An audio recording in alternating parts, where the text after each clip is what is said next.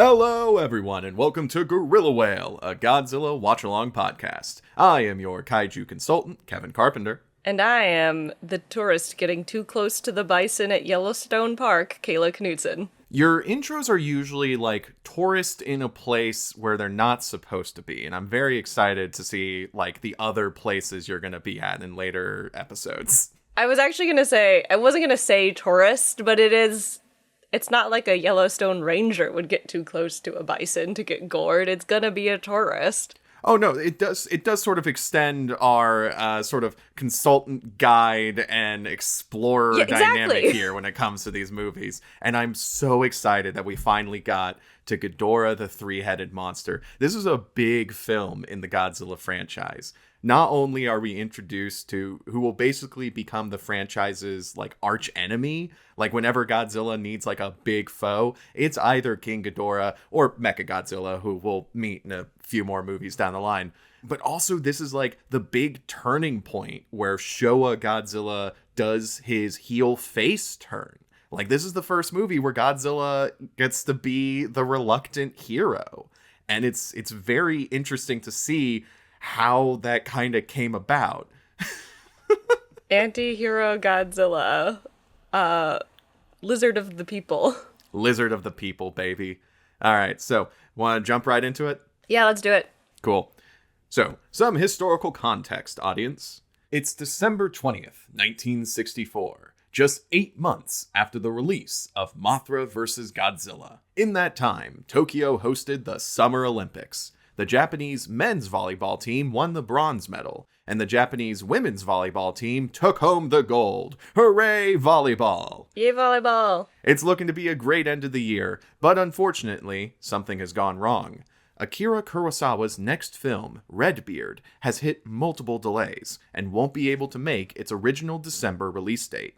Toho needs a new film for its New Year's holiday slate. Time to dig up old Reliable and make another Godzilla. Oh, for the next New Year's. No. The next New Year. Well, no, this New Year's holiday slate. So Mothra vs. Godzilla comes out in April, and they had plans to make another Godzilla movie, this one, Ghidorah the Three-Headed Monster, but they had to rush the production so that it could release in December 1964. But that's like... Yeah. Like I said, it's 8 months after the release of Mothra vs. Godzilla. Ghidorah the Three-Headed Monster comes out. But that's not... Yeah. I think I just felt 50, 60 years in the future or in the past, all of the stress of the ADs that had to... Oh my god. I did not... Yeah. That is seriously fucking with me. Okay, continue. I mean, it's not like this movie looks rushed in any way, Kayla. It's not like they took any shortcuts in creating this Godzilla movie, Kayla. Okay, continue. So, a little bit more context. The suits for Larva Mothra and Godzilla are reused from the previous movie, although Godzilla's head is modified to fix his broken jaw that he broke during the filming of Mothra vs. Godzilla, and they also add in radio-controlled eyeballs so Godzilla's eyes can actually, look around. New suits are created for Rodan, the giant pteranodon who was last seen flying into a volcano in his 1956 film, as well as our newest kaiju, King Ghidorah, who is based off of the legendary Japanese dragon Yamada no Orochi. Some people see King Ghidorah as a metaphor for a foreign nation like China gaining nuclear capabilities at the time. But director Ishiro Honda states in multiple interviews that King Ghidorah is just supposed to be a dragon from outer space. Don't look too much into it. But look too much into it, we shall. We're going to make a whole podcast about looking too much into it, Honda. The whole point of this podcast, baby. The author is dead. Let's go. Let's go. So, Kayla, any thoughts before I go into the summary of this movie? That was totally not rushed. Well, understanding that it was that rushed is very interesting. It contextualizes, or rather recontextualizes some things for me. Okay, continue with the summary. Let's. Hell yeah, let's do this. Naoko is a TV reporter specializing in the weird and wild. During a meeting of UFO watchers, the head of the UFO club talks about how the world is getting warmer, and that must mean some bad things are going to happen. Ugh. Just then, a meteor shower streaks across the sky, and one meteor crashes to the ground. Meanwhile, Naoko's brother, Detective Shindo, is given a secret mission. Princess Salno of the fictional country Selgina is arriving in Japan because she fears she will be assassinated just like her father. Detective Shindo is assigned to be her bodyguard.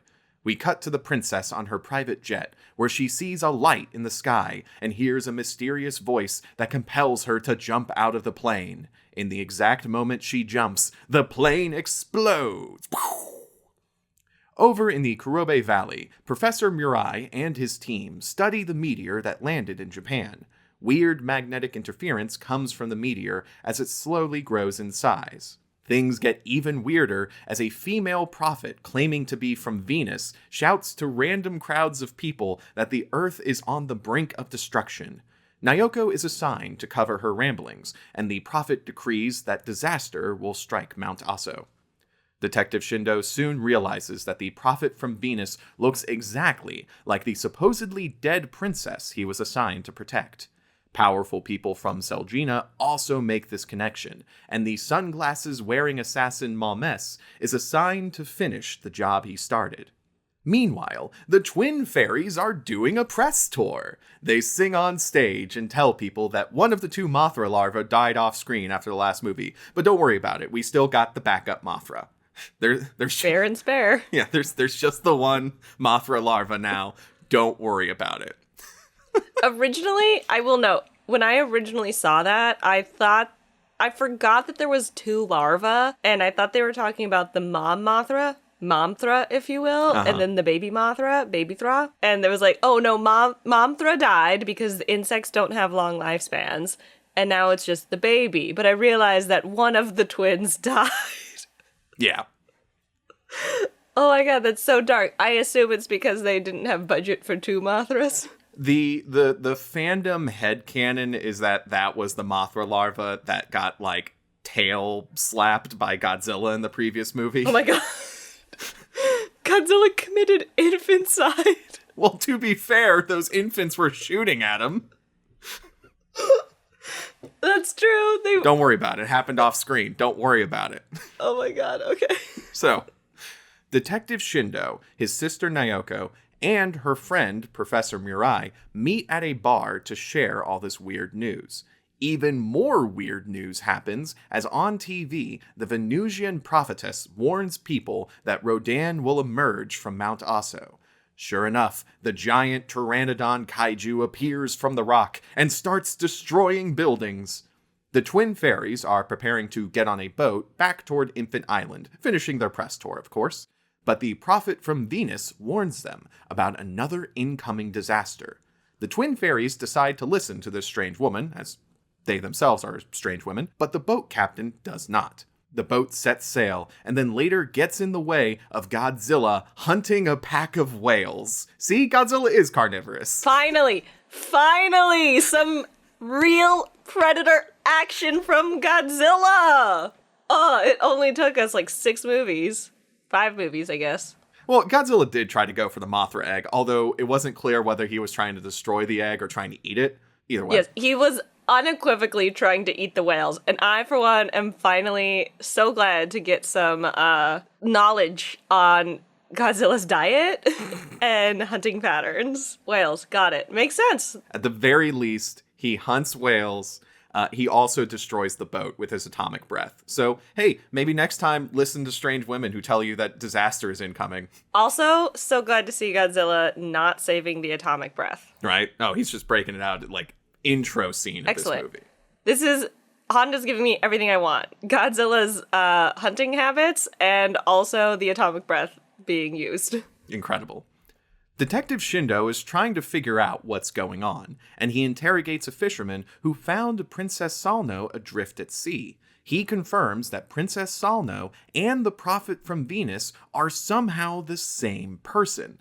This is pretty bad for the Prophet Princess, because Malmès the assassin has arrived in Japan, and he and his goons attempt to kill her in her hotel room. Thankfully, the twin fairies and Detective Shindo arrive just in time to save her. After a shootout, Malmès and his goons escape into the night. Godzilla arrives in Japan, and soon his path of destruction collides with Rodan's path of destruction. The two kaiju begin to fight. During the chaos, Detective Shindo takes the Prophet Princess to the laboratory of Dr. Tsukamoto, mostly to figure out if she has something wrong with her mind. The Prophet Princess sticks to her story that she came from Venus, but adds that Venus was completely destroyed 5,000 years ago by a creature known as King Ghidorah. And now, King Ghidorah is on Earth. Dun, dun, dun. Sure enough, Professor Murai watches as a golden three-headed dragon emerges from the meteor he was studying. King Ghidorah begins his own path of destruction through Japan, blowing up cities with his lightning breath. Technically, they're like gravity beams in like the official text. It's lightning breath. It's lightning. It's lightning. At this point, the Japanese government officially states they're out of ideas. They're not even going to try to build another giant electric fence. I mean, this one has lightning breath. He's probably immune to high voltage electricity. Yeah. Their only option is to ask the twin fairies to ask Mothra for help once again. By the way, I'll probably add like an edit in the previous episode. This was the movie with the meme of it's primitive and unscientific, but through the fairies we can ask Mothra for help. I'm sorry. I was so delighted when I saw that. I was like, oh, there it is! That's the meme! That's the meme. It's the meme! But even the twin fairies admit Mothra can't defeat King Ghidorah. Their only option is for Mothra, Rodan, and Godzilla to team up. While everything is getting destroyed by three separate kaiju, Dr. Tsukamoto attempts to cure the Prophet Princess with electroshock therapy. The assassin Malmès appears and takes this golden opportunity to sabotage the machine in an attempt to fry his target. But just as the electroshock therapy is about to start, Rodan picks up Godzilla and drops him on a power line, cutting the power to the lab. Detective Shindo gets into another shootout as he escapes with the Prophet Princess. Godzilla and Rodan battle each other. Godzilla hits Rodan with his tail. Rodan flaps his wings and hits Godzilla with gale force winds. Soon, the two start lobbing boulders back and forth at each other, almost like a women's volleyball team that recently won the gold medal. The fight is soon cut short by the arrival of Larva Mothra, who sprays silk at the two other kaiju. Off to the side, the twin fairies translate the kaiju conversation for the humans. Mothra tries to convince Godzilla and Rodan to quit fighting each other and instead fight King Ghidorah, who threatens the entire planet. But Godzilla and Rodan don't care, and the only thing Godzilla hates more than Rodan is humanity, because they are, quote, always bullying us. Whether or not that's fair. Godzilla, there's so much to unpack. We'll talk about it. Mothra decides, fuck it. If you won't do it, I will. And Mothra goes off to fight King Ghidorah alone. King Ghidorah arrives on the scene. Mothra tries to fight him, but she is blasted away multiple times. Obviously, she hasn't emerged. She's still a larva. Yeah, she's not in her moth form. She doesn't evolve at any point in this film. Well, it's Caterpie the whole time. Yeah. Behind the scenes fact, they already had two flying kaiju, and adding a third one in there would have just been hell on the wire work. Everything would have gotten tangled. Everything would have gotten tangled. It was just gonna be a mess if Mothra was a moth. Moved by her raw courage, Godzilla fights King Ghidorah, only to be body slammed into a bridge. None of these kaiju can face this threat alone. But as Rodan leads King Ghidorah away, Godzilla offers his tail to an injured larva Mothra. The two climb a mountain and join the fight once more. During the fight, Malmès and his goons are caught in the blasts of one of Ghidorah's lightning breaths. The goons die, and Malmès is heavily injured. But Malmès is a professional, damn it, and he still attempts to kill the Prophet Princess. Detective Shindo and Malmes shoot at each other, and Malmes manages to hit the side of the Prophet Princess's skull. But with another stray lightning blast, rocks fall on Malmes and he falls to his death. Godzilla, Rodan, and Mothra gang up on Ghidorah, with Godzilla taking the brunt of the attacks, while Mothra rides on Rodan's back and sprays Ghidorah with silk thread. To finish him off, Godzilla grabs Ghidorah by the tails and flings him off a cliff. Humiliated and beaten, King Ghidorah flies off in defeat. The Earth is saved. Princess Salno regains her memories and is no longer possessed by the voice of the prophet from Venus. With her assassination thwarted, she says goodbye to the bodyguard she can barely remember and returns to her country. Mothra and the Twin Fairies also return to Infant Island, and for the first time, Godzilla and Rodan remain on Japanese soil. So, Kayla, what did you think? What a film. What a What a picture. film. This whole movie was like a fever dream in many ways, I think. Convoluted from start to finish. Right. I understand that it was... I understand now exactly how rushed it was. Honestly, given how rushed it was, it could have been messier, but it was also pretty damn messy. I am both surprised and not surprised that it only took us 5 movies to get to space and aliens. Right? Well, we think about it, it's like we're getting into the 60s, so that's when we're getting into like the prime... It's space age. Yeah, space age, atomic age sci-fi, aliens and weird helmets. But also, I think it's kind of like a Seinfeld isn't funny kind of experience where we're looking back at this and it's like, oh, these are the movies that also laid a lot of these tropes. It's not all on Godzilla, of course. They were making a ton of these like weird sci-fi movies, especially in Japan around this time. But yeah. Oh yeah, I absolutely had the inclination of watching this film and then the one that immediately follows this one. It was very much like, wow, this is foundational science fiction film. Mm-hmm. It felt so incredibly like cheesy, but so... The thing about sci-fi is that if you can't handle the cheese, get off the dairy farm. Like, all sci-fi is cheesy. The question is just how cheesy are these nachos? Like, it's never not cheesy with science fiction, which is kind of, even the dark, gritty stuff, I do think has a measure of cheese to it, which is sort of why I get all rankled when we talk about, like, elevated sci-fi or grounded sci-fi, because... while there's some sci-fi that is campier than other sci-fi, I do feel like it is a little disingenuous to sort of take some sci-fi as inherently, like, superior because it feels, like, more serious. I don't know, like, for example, Arrival. Mm-hmm. One of the best science fiction films of all time. I agree. One of the best alien movies of all time. I think Amy Adams was robbed and absolutely snubbed of that Oscar nomination.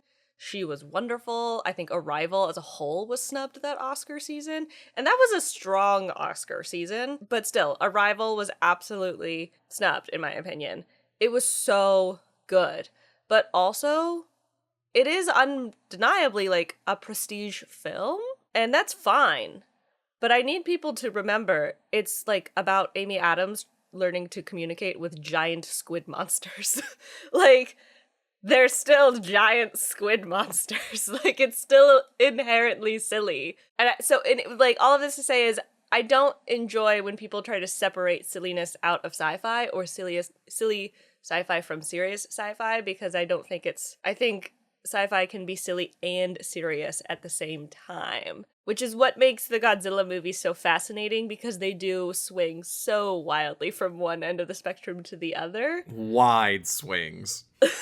Like, but at the same time, like, even the original Godzilla, as serious and dour as it was still, I mean, it was still a guy in a monster suit messing up with model trains. Like, it's still silly. But yeah, this movie was convoluted as hell. So many coincidences. Oh, yeah.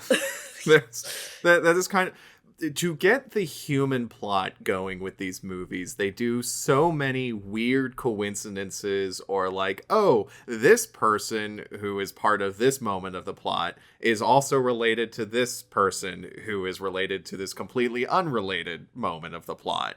And, you know, it's like, to get these two people together to share their news, they also just so happen to be, like, dating or friends or, like, meeting up at a bar anyway. You know what it is? It feels... I'm going to say this, and I don't want people to get mad, because Ishiro Honda is becoming a favorite of mine here through this journey. But it feels really juvenile. And I think this kind of goes back to the fact that these movies are... As you said, I mean, it's the dawn of space age sci-fi that we're going through here. I mean, we look at the 60s. This is the 60s, which means that Lord of the Rings, which is fantasy, but the distinction between fantasy and sci-fi is a very blurry line, in my opinion. But Lord of the Rings came out like 10 years before this. Dune is currently being published, or about to be published. That was like mid-late 60s, I believe. So we are very much at the beginning of this. I mean, this predates Left Hand of Darkness was like 68 or 69, I think. So we're really at the very beginning of the foundation of the science fiction canon here. So the fact that it feels juvenile does make a lot of sense to me. But it is funny because it's also like storytelling as a whole is not juvenile. And the parts of these movies that are most juvenile are not necessarily the science fiction elements. It's the humans. Like the human storyline plot and how the humans are interacting with the science fiction that feels very juvenile. Mm-hmm. These people are constantly existing in basically like the normal world and then kind of getting pulled into the science fiction plot. They're not necessarily existing already in the science fiction plot. Which is so weird when we're at the beginning of the movie and Naoko is talking to the UFO Watchers Club, and like the head of the club is like, why is it weird that we believe in UFOs? These are weird times. And I thought he was about to say like, yeah, there was a Godzilla and a Mothra fighting. But no, he talks about, yeah, there's like a heat wave in January, and there's also an epidemic that this movie is going to do nothing with. Yeah, they mention global warming, climate change, and the climate crisis is happening. Which no, this is because of the dragon. About the climate. It isn't climate. Climate change isn't real. It's the dragon. Yeah, it's absolutely wild because we have known, for anybody who's thinking that climate change started happening in the 90s with Captain Planet, we've known about climate change for at least 100 years now, actually. We've been observing the effects of the industrial age and human pollution and carbon emissions on the atmosphere. We've known about it. So it is interesting to get a climate change shout out in a 1964 film. But it's also really interesting that you talk about how these movies skew more juvenile, because that is like an actual thing. Like Toho, as a directive, wanted these Godzillas to skew more towards kids. In the biography Ishiro Honda, A Life in Film from Godzilla to Kurosawa, there's a quote from Honda where he's like, looking back on Ghidorah, I feel that most fans were elementary and middle school students. We, however, have never once made a film just for children.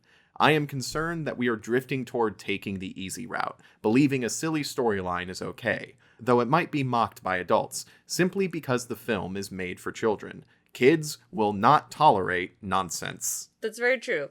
Kids are very difficult to actually write for. They get bored easily, and they will not put up with bullshit. Yeah. So, when I say that the movie feels kind of juvenile, I don't necessarily mean that it feels like it was made for kids. I mean that it feels, with all of this, like, how convoluted it is, it feels like it was, like, the stories that you write when you're younger, when you're learning how to write, when you're learning how to connect things, when you think that, you know, all of these things need to be connected, or everybody needs to be related, or you're using like the easiest possible reasons or the most surface level reasons or the first reason you can think of to bring somebody into this plot. Basically, I mean the human storylines and what the humans are doing and how convoluted it is and how there's so many things going on.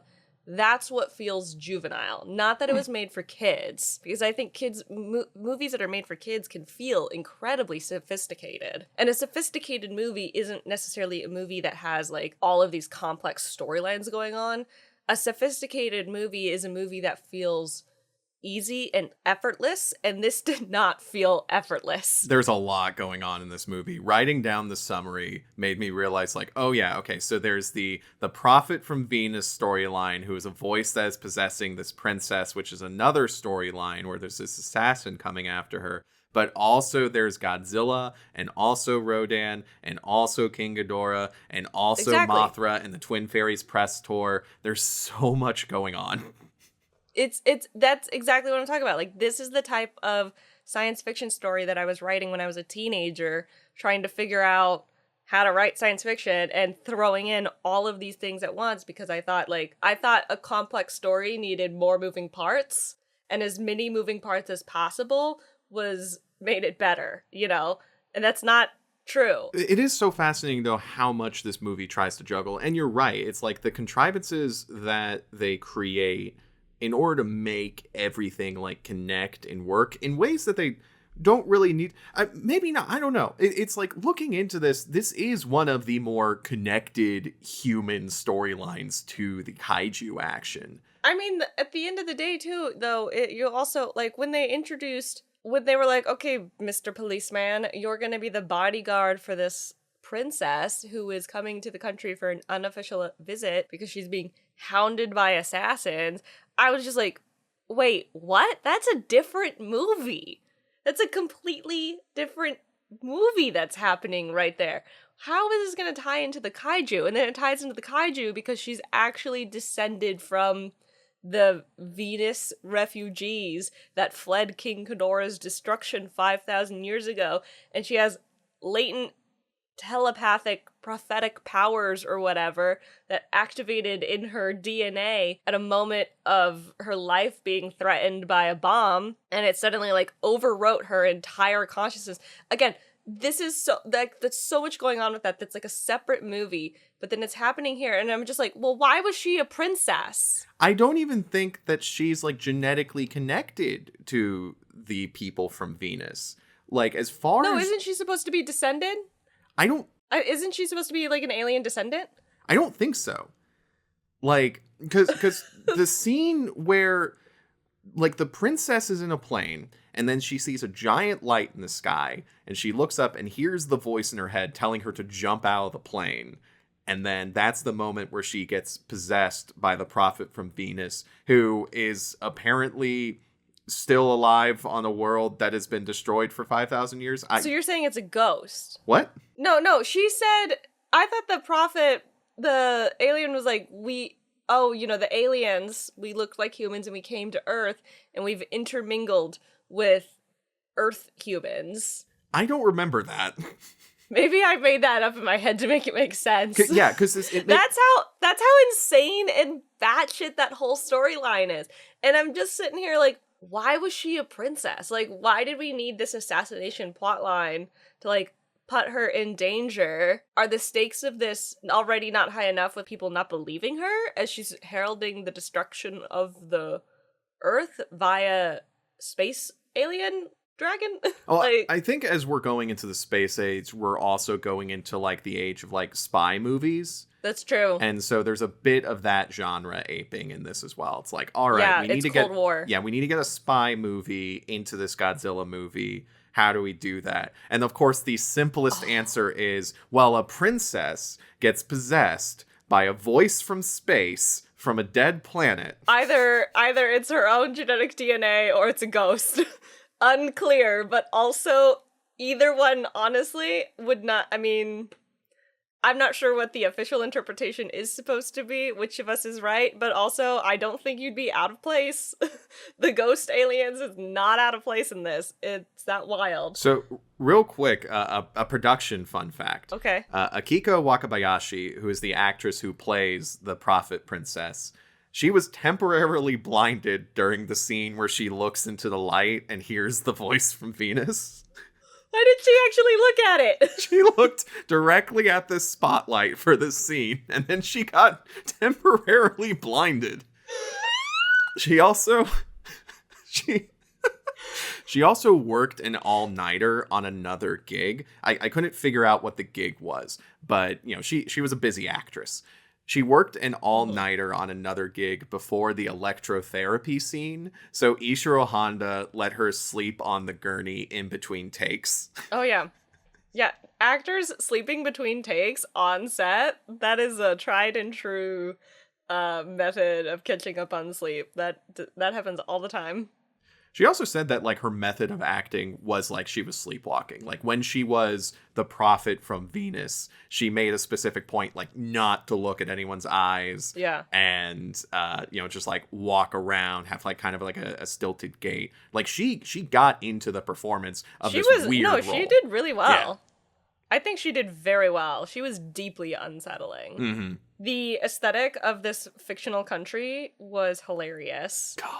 Ruffled collars in the 1960s. Love it. Yeah, it's like Shakespeare ruffled collars, but like colorful Himalayan-esque clothing.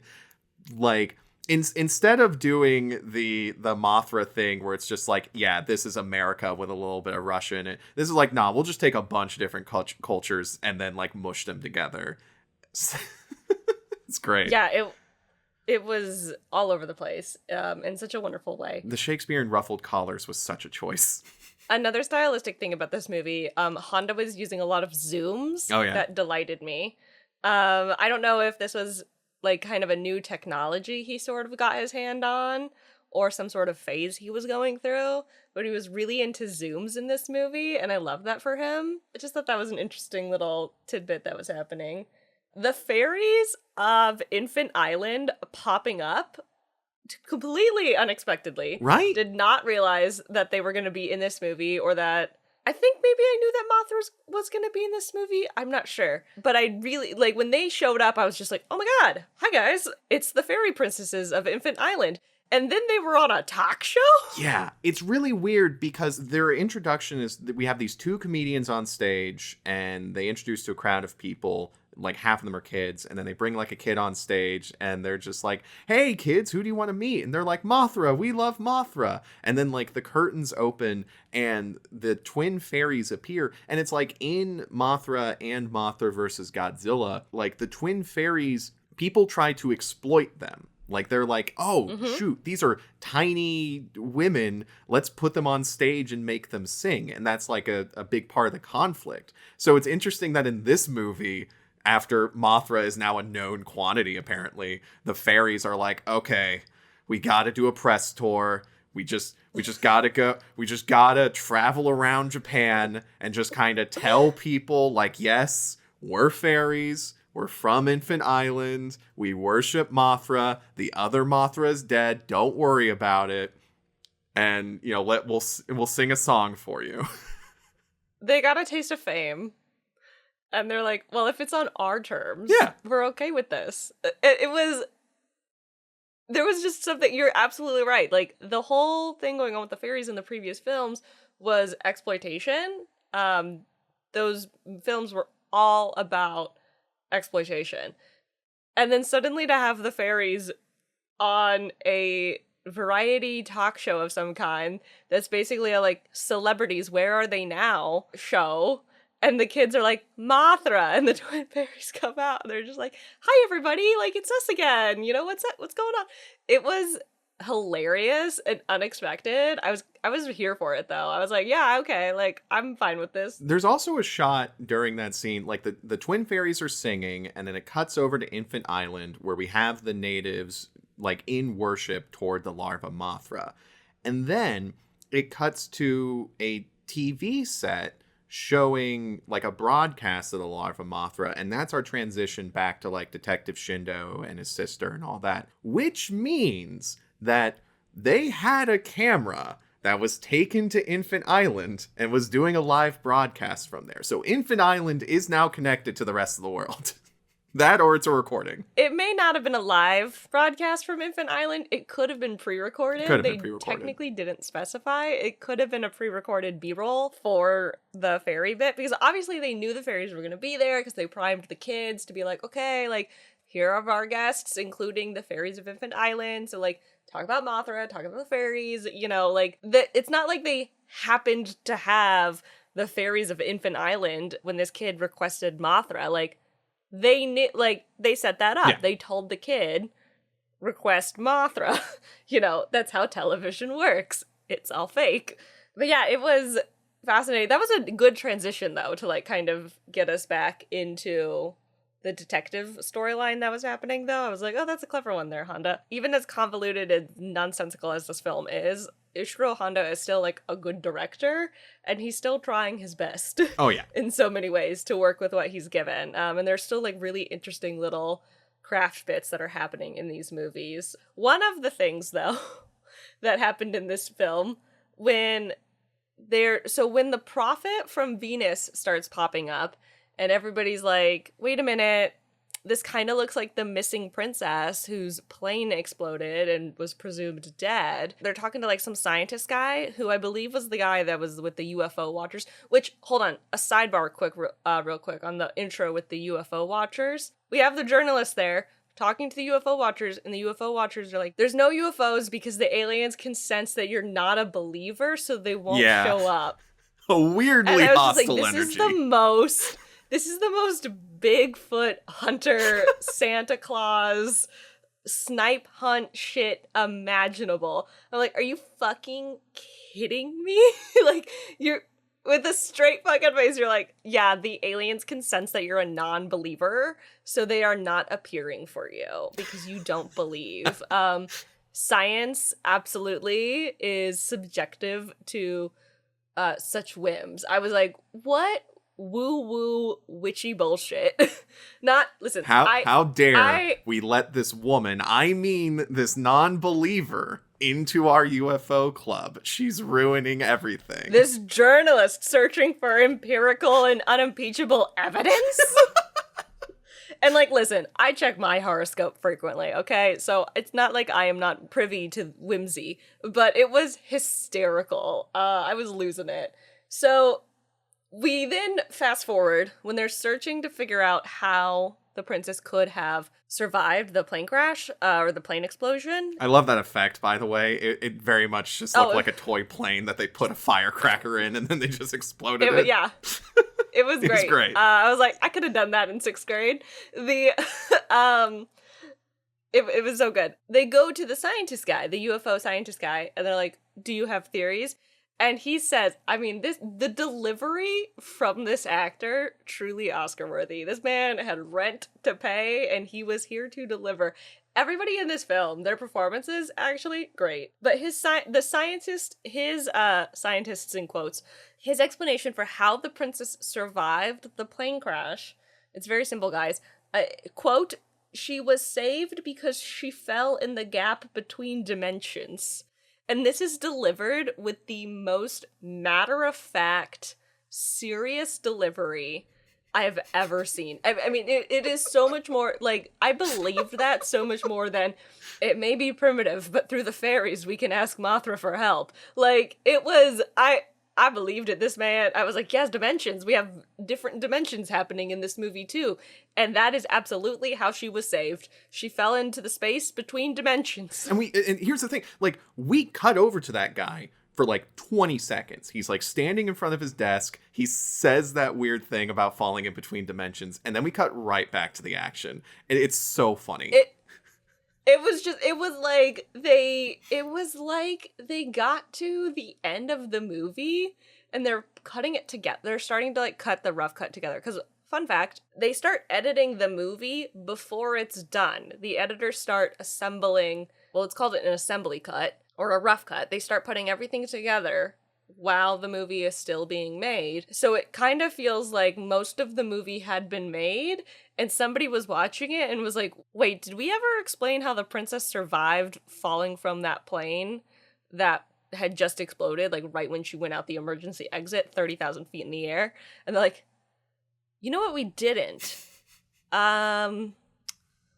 Where's what's-his-face? I need, go light my office and get what's-his-face. Like, it felt like they just kind of threw that in there real quick and they put it in there and then they moved on. It was phenomenal. This movie is truly there's so much batshit. There's so much in this movie where it's just like, here's how it works, don't worry about it, moving on. This would be, if any of you listening partake in any sort of mind-altering substances, I feel like this is the one that you wanna indulge with. Like, of all of the ones we've watched so far, actually, this one would probably be the most suited so far for mind-altering substance watching. Like, take a shot every time you think, okay, during this movie. Moving on. So, real quick, I do want to talk about the cast, because once again, we have a number of recurring cast members. We have the Peanuts, Emi and Yumi Ito, returning as the two fairies. This is, I believe, actually their last Godzilla film where they appear as, like, the twin fairies. We have Yuriko Hoshi, who plays another spunky reporter, Naoko, that is not the same as the spunky reporter she played in Mothra v. Godzilla. Completely different characters. Speaking of completely different characters, this drove me insane. So, Hiroshi Koizumi, he played Shoichi in Godzilla Raids Again. He plays Dr. Chujo in Mothra. And he plays Dr. Miura in Mothra v. Godzilla. But in this movie, he plays Professor Murai, who is a totally different character than Dr. Miura. And the reason that this drives me mad is because there's no reason for this change. They literally swap around the letters, and Wikipedia and IMDb both have this wrong. Kevin, why aren't you a Wikipedia editor? I'm going to do that after this podcast. I'm going to send a request to Wikipedia like, hey, you guys got this wrong. This is the same actor playing the same archetype of character, and his name sounds the same. Different character. Thank you, Wikizilla, for telling me about this. And again, it leads to the why. Why? Like, so much of this movie is, wait, what? And wait, why? Like, you almost can't keep up with it. Oh, I do also have to say, Takashi Shimura, who is playing Dr. Tsukamoto in this movie, is also the guy who played Dr. Yamane from the first two movies. As soon as he came up on screen, I was like, Yamane, hey! For those, our audio-only audience keeping track, Dr. Yamane is the guy who was like, hey, if we don't take care of this atomic annihilation problem, we're gonna have another Godzilla, and now we're on Godzilla number 6. So, woo! Yeah, the original Jeff Goldblum science character in Godzilla. This movie is so batshit because we talked about, like, there's all these different storylines going on, and a couple of things I wrote down. We have, like, Godzilla and Rodan fighting, and it just keeps cutting in between Godzilla and Rodan fighting, and then back to the amnesic princess possessed by aliens storyline. Like, there's two scenes. It's cutting back and forth between a Godzilla versus Rodan thing, and then the amnesic princess, back and forth, simultaneously cutting, and you're just kind of like, wait, what? What's going, like, why? And then, like, there's another bit where it's like, Rodan is just pecking Godzilla like a woodpecker, and then we cut to an incredibly serious meeting, and then we go back to the suits fighting, and you're just like, it's whiplash. The editing is so quick that I didn't realize until I was actually, like, writing up the movie summary. Like, in order for the sequence of events to make sense, Godzilla and Rodan must have been fighting for hours. Because it's like, we have a scene where, like, the detective is taking the Prophet Princess, like, in a car toward the lab, and we cut to the fight. And then they're at the lab, and then we cut back to the fight. And then it's like, all right, we took an hour to set up this electroshock therapy thing, and then we cut back to the fight. And it's just like, wow. The other thing you were saying, though, about Rodan's fighting style, I need to bring up the rock, paper, scissors theory again. I'm using this as sort of my framework to examine these monsters. Okay. And it dawned on me why Rodan gets his butt kicked a lot in these movies. See, so quick recap.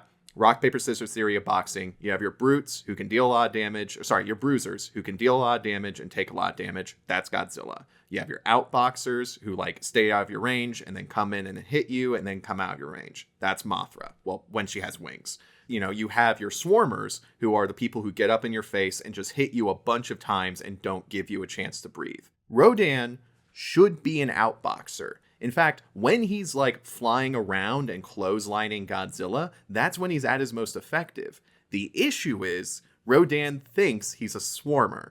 And so he keeps getting right up in Godzilla and King Ghidorah's face and like pecking them on the head. And that's not when he's effective. Rodan just takes like one hit and then he goes down because, dude, you got to get out of there. I completely agree with you. Rodan simply does not have that level of athleticism to stay in a close range combat with Godzilla. I think Rodan's team needs to rethink their entire strategy. Rodan may even need to get a new coach because this performance is just not the type of performance that we saw from Rodan early on in his career. I think he's putting on weight to make another weight class, and we've seen him miss weight a few times. And I do think, if he dropped down to the next weight class, he'd really dominate, I'd have to say. I've watched a lot of UFC. Rodan is a bit of a bad boy in the space, but he just does not have the strength to back up his cocky mouth. That's just how it happens. Absolutely. He thinks he's Conor McGregor. He's not Conor McGregor. You get it. When I should mention, when I say I watch a lot of UFC, I've seen some UFC fights. I've been to one UFC fight. I'm not at all an expert in UFC. Please do not ask me questions about UFC. But here's the deal. Going back into that framework, you have your bruisers, your outboxers, your swarmers. The reason King Ghidorah is such a threat is because he is in the middle. He is a puncher boxer. Because here's the deal. King Ghidorah, first off, big guy, can take a lot of damage, can deal a lot of damage. Bruiser. Yep. But he gets in your face. He's got 3 heads. He's coming at you from all different angles. Swarmer. But also, he's a dragon with lightning breath, so he can just fly around all day and shoot at you, and he's good. Outboxer. Insane reach on this man. And so King Ghidorah is a puncher boxer who can switch between all of the different styles. And that's why whenever Godzilla fights him, he either needs some backup or some last minute bullshit power up. Because Godzilla, as we've seen in Mothra v. Godzilla, Godzilla is not actually that adaptable when it comes to like fighting against different fighting styles. No. I mean, I'm saying that a little early, as we've seen so far in the Showa era. In later movies, he will fight monsters whose entire thing is adapting into different forms, and he figures stuff out, but... Sure, yeah, but we're early on in his career. He hasn't leveled up yet. He hasn't switched up his coach team. He hasn't changed his strategy. Early in his career. It's early in his career. Yeah. This movie is so insane. And it really, I think it was at one point they're just chucking rocks, and I was just like, okay. That is a direct call, by the way. I keep mentioning the volleyball thing, but like, according to what I've researched, Japan was so proud about that women's volleyball gold medal win that like they put that into the movie. Yeah. As they should be. They're just like, let's have Rodan and Godzilla play boulder volleyball. That's great. To celebrate. Like, you know what's hot right now? Volleyball. Yeah. Volleyball's really hot right now. Let's throw some volleyball into this movie. And I love that for them. Oh, yeah, there's like one bit in this movie when the fairies come back. And it really I just wrote down that this whole scene was basically like, here's Ryan Seacrest and the fairies of Infant Island. Like, that's what it felt. It was some, famous host of some kind. I'm like, this is like, imagine watching one of the modern Godzilla movies. And then suddenly it just cuts to like, here's Ryan Seacrest introducing the fairies of Infant Island to the masses as they discuss like getting Mothra on board to this whole situation. It was just, again, so silly. This movie is so silly. Affectionate. Well, I love watching the worlds of these movies adapt to the kaiju. Because, like, of course, you have your, like, initial movies where it's like, oh my god, a giant monster, we've never encountered this before, and those are cool. But I love the later movies where, like, society is like, okay, giant monsters are real, we can't immediately solve this problem, how are we adapting? And in this movie, it's like, okay, the twin fairies are going on a press tour. Hey, Mothra's cool. Don't worry about it. And then, like, in later movies, there's going to be like, oh, yeah, humanity just created, like, a Godzilla warning network, just, like, treating him like a hurricane. And again, UFOs, incredibly dubious. Kaiju, very real. Yeah. Well, and I keep coming back to that intro scene where the reporter is just like, do you guys really believe in UFOs? And the guy's like, there's already a lot of weird stuff happening, ma'am. And he doesn't mention the monster. He doesn't mention He's like, the it is, monsters. I'm wearing a t-shirt in January in Japan. Yeah, it is very funny that the response to strange going-ons is climate change, which apparently is caused by King Ghidorah's presence in a meteor. Which, actually, the meteor doesn't even fall until, like, the very beginning of the movie, but the heat wave has already been happening. So, like, what's going on here? If we needed strange occurrences to be happening, I don't understand why it wasn't the monsters.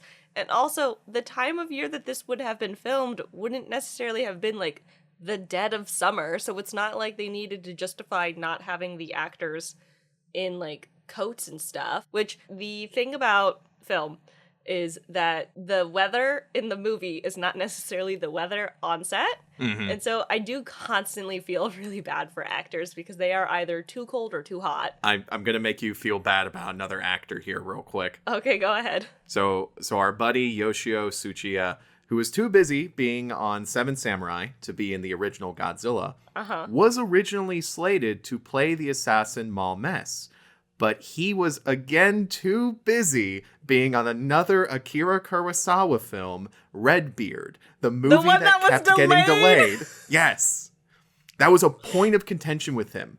Like, he was like, I am so mad this movie keeps getting delayed and I am losing out on opportunities, including being in another Godzilla, damn it. Which was made because the other one was being delayed. This poor man.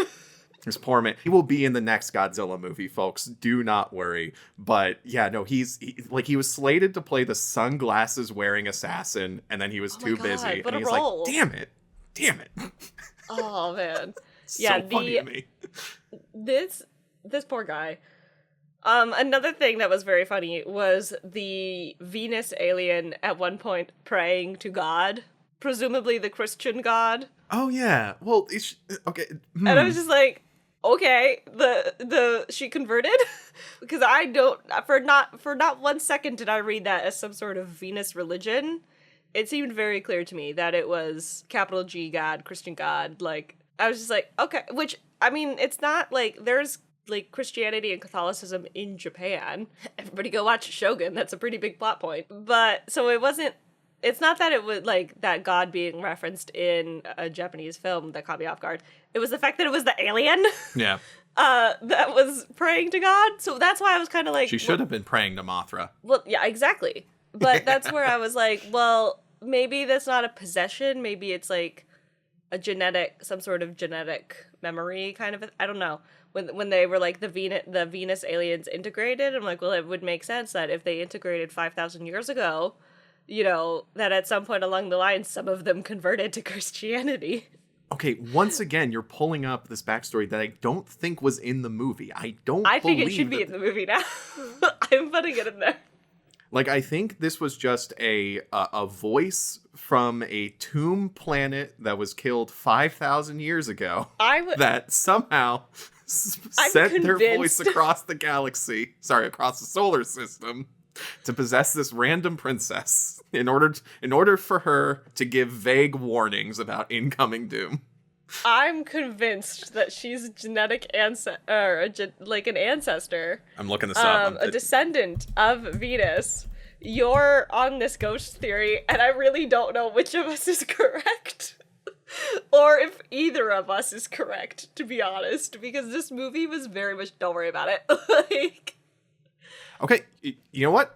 I have to take everything back. According to Wikizilla, Venusians did mingle with Earth, and the princess is a descendant. I didn't catch that. You know what, Boom. Kayla? Point for you. You got that. I am correct. I am so good at watching these movies and retaining information. We finally have a clear explanation for the Venusian spirit that possesses the princess and gives her divination powers. It's genetic memory. It's her powers at play. She has amnesia. Like, yeah. I don't think it's like, it's not It does feel like possession, but I guess it's not really possession. It's just like her superpowers activated. It was traumatic. She had amnesia, and then she basically had her powers, because they're like telepathic and prophetic and whatnot. She has like this generational memory in her of like what happened, but she's not, it's not like she's possessed. She's just, it's like a superpower, like, I have the visions. It came to me in a dream, you know? Mm-hmm. And she has no memory of her current self because she has amnesia. But it is wild that she remembered God. Yeah. So I was just like, okay, we don't have time to unpack any of that right there. But I thought that was fascinating that got thrown in. And it was one of those things that it was like, it was me, this is 100% me reading too deep into it. She was pleading to God in a moment of desperation, which is a pretty normal thing for people to do that are raised culturally Christian or religious or whatever their religion. To plead to your God in a moment of desperation is a pretty human thing to do. I mean, that's what the Japanese government does when they're Literally. like, oh, we're out of ideas. We're in God's hands at this point. And then someone's just like, wait, no. The religious official is literally like, have we tried praying about it? Yeah, there's a religious official with all the government people trying to figure out what to do. I'm a little unclear. I did not fully recognize the vestments, so I don't know what religion he represents, but he is a religious figure for sure. Yeah. And so it's just hilarious to have the alien pleading to God, because it really did make me backtrack and want to be like, wait, what? Because there is kind of, one of my big things on world building is religion, because one of my big things about in anything in general is religion. Fascinating stuff, religion. Yeah. Especially Christianity, because it's so culturally dominant in the West. And apparently, like, it's not there in Japan. You know, I know that Japan has Christians, and I know that there's like kind of a long history of all of that. I've seen Shogun, but like I don't know how extensive any of it is, and also Evangelion and all of that. We've talked on this podcast kind of about. Okay, so real quick, the Neon Genesis Evangelion thing. Yes, there's a lot of Christian imagery in there, but like, I believe the creator has gone on record that he was only throwing in all like the crosses and all that because he thought they looked cool. Exactly. Like, yeah. No, I know that. Like, that's what I'm saying. Like, that's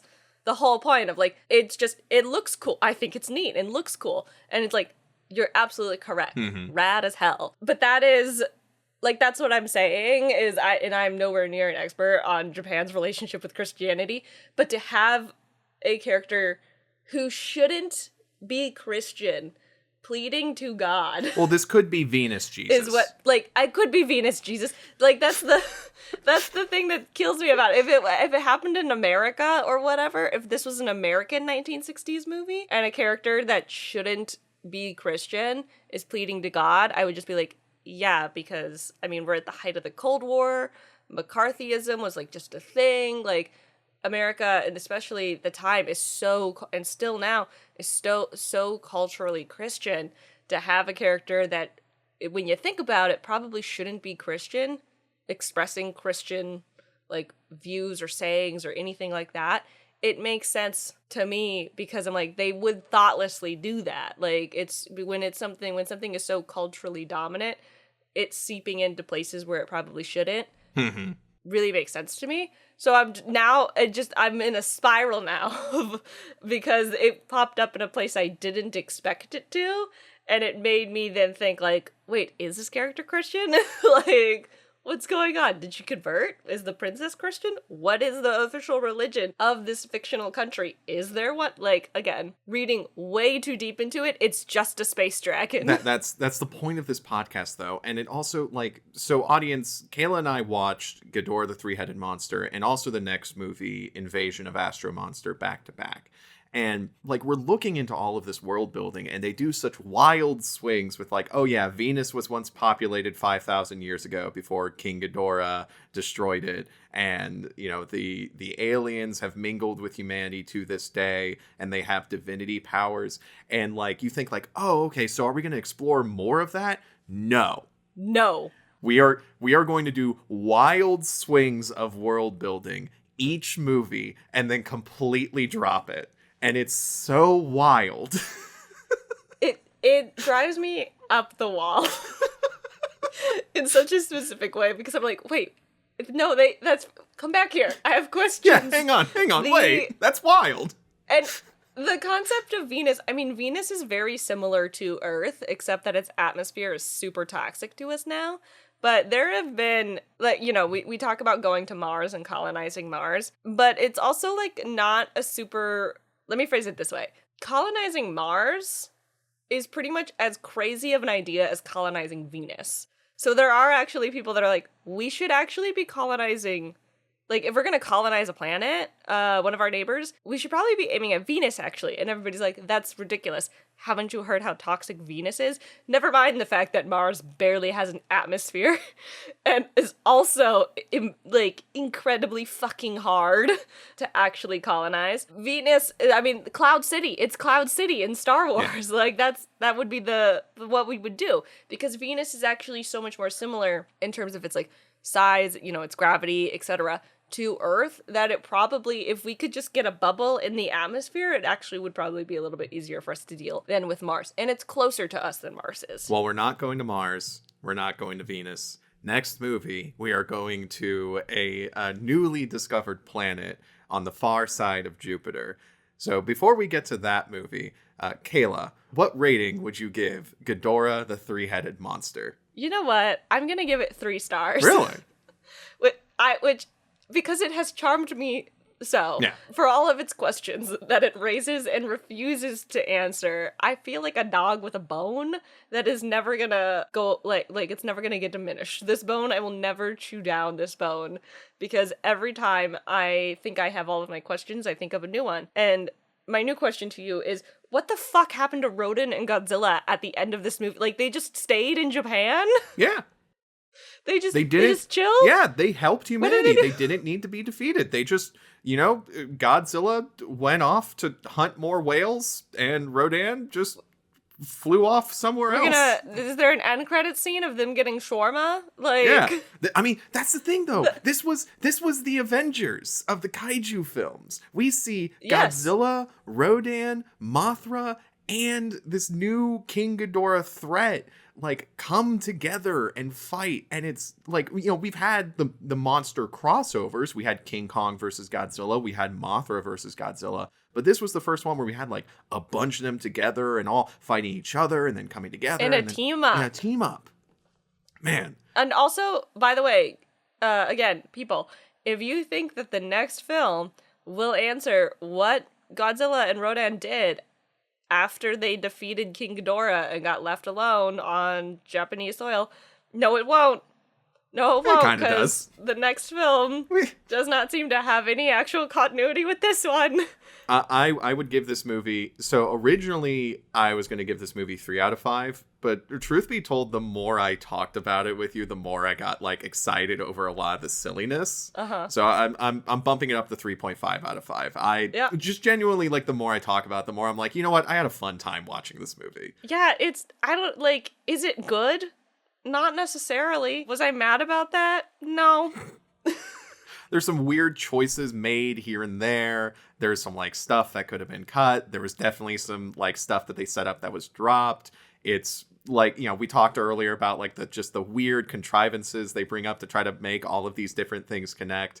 But that's the thing with these Godzilla movies, though, is then I just start thinking about the cool fight where, like, Larva Mothra is on Rodan's back while, like, Godzilla is, like, swinging punches at Ghidorah, and it's like, that's fun. I mean, yeah, like, that's the thing. Like, I said earlier, I'm like, well, why was she a princess? What was the point of all of that? What was the point of this assassination plotline? And you know what? I don't care, because the villains of that plotline were so fun to watch and so, like, cartoonishly sinister and dastardly that I enjoyed seeing them on screen so much that I'm like, you know what? I don't want them taken out of this movie, actually, even if they don't really make a lot of sense actually being in this movie. And this plotline seems like it doesn't really add anything. It does add something, because it adds joy. The assassin Malmes, he belongs in a James Bond movie, and it's so funny that he is thwarted at every turn, either by the twin fairies or by the kaiju fight going on. Like, Detective Shindo is not a good bodyguard. He's not, no, there's at no point in time is Detective Shindo's competence an actual obstacle to the assassins. The assassins, if the you're absolutely correct. He's a James Bond villain, and if he wasn't stuck in a monster movie, he would have been successful. Yeah. He keeps getting thwarted by the coincidences of this monster movie shenanigans happening to him. God. All right, so Kayla. Okay. Next, we'll be watching Invasion of Astro Monster, 1965. You can legally find this for free on services like Pluto TV and Plex. Be sure to watch the Japanese language version, as some services only have the English language version for some reason. If you liked this podcast, be sure to subscribe, give us a rating, leave a comment, and share with a friend. Follow us on social media. We got the links in the show notes. We also have a Ko-fi. You can support us there and get access to cool bonus content, like extra episodes and access to the private Discord, where you can talk with other geeks about Godzilla and all things Digital Kaiju. Check it out! Gorilla Whale is a production of Digital Kaiju Studios. It is hosted and produced by Kevin Carpenter and Kayla Knutson. Gorilla Whale has no official affiliation with Toho, Legendary, or any other companies associated with the Godzilla franchise. We thank you for watching along with us. Until next time, watch out for kaiju. Watch out for kaiju.